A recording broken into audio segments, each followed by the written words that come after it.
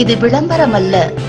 பிறவாமை என்னும் முகவரி தேடி அலையும் ஆத்மாக்களுக்கு இந்த AK மீடியா நியூஸ் தமிழ் ஆன்மீக தொலைக்காட்சி ஒரு விலாசம்.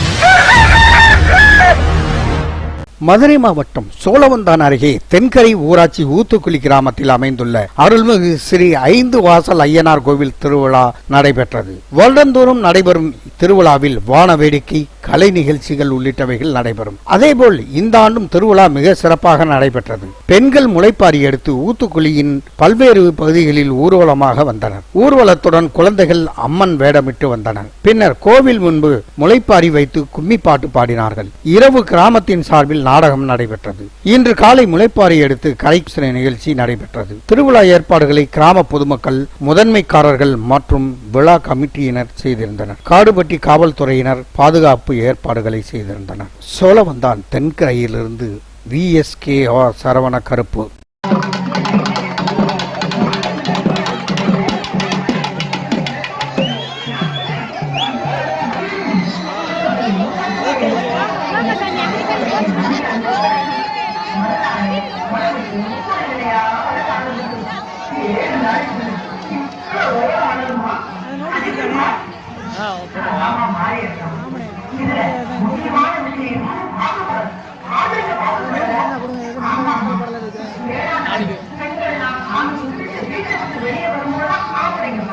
எல்லாரும்